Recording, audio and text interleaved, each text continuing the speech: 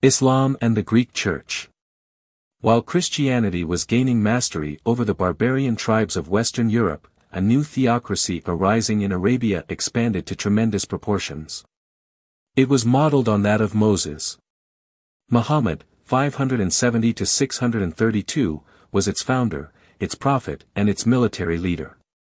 Sprung from the distinguished tribe of the Quraysh, the custodians of the sacred shrine of the Kaaba, he was born in the holy city of Mecca. Within this temple was preserved the sacred black stone which the Mohammedans say was originally white as milk, but turned black because of the sin of man. Muhammad, epileptic in childhood, was brought up by his relatives without any education.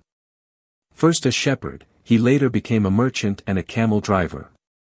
The religion of his people was heathenism, but Muhammad and his tribe came in frequent contact with Judaism and degenerate forms of Christianity, Ebionism, Arianism, and Sabellianism.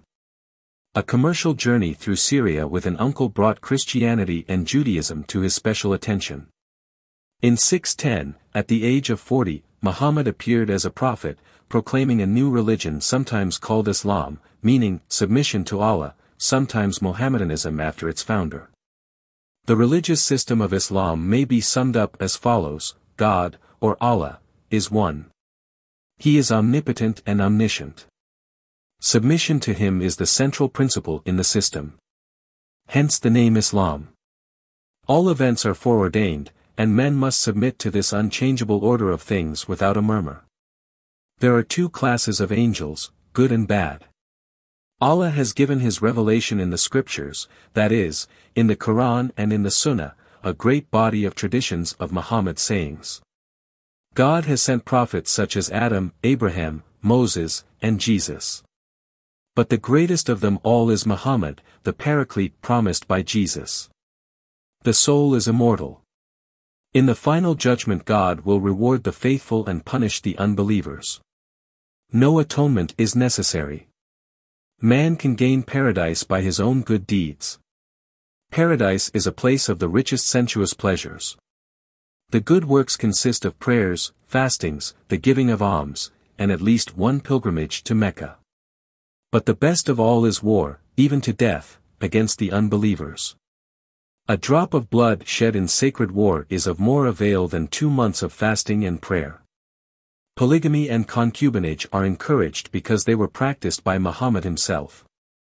Islam is a strange admixture of heathenism, Judaism, and Ebionite Christianity. His teachings arousing the hatred of some of his kinsmen, Muhammad fled with difficulty to Medina. This flight or Hijrah, July 15, 622, is adopted by Mohammedans as the beginning of a new era. At Medina he organized a remarkable theocracy in which he was the prophet, lawgiver, judge, and king. The inhabitants of Medina received his system with great enthusiasm, and from that moment began the holy war of the spread of Islam.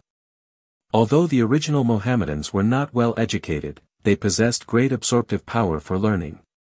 In their conquests they came in contact with survivals of Greek civilization and with Christian learning. They came in contact with educated people in Babylonia, Assyria, and Egypt. Damascus, the Mohammedan capital, became renowned for its learning. When Baghdad superseded Damascus as the capital in 760, the Mohammedans absorbed much of Hindu mathematical knowledge. Baghdad became an intellectual center of first importance.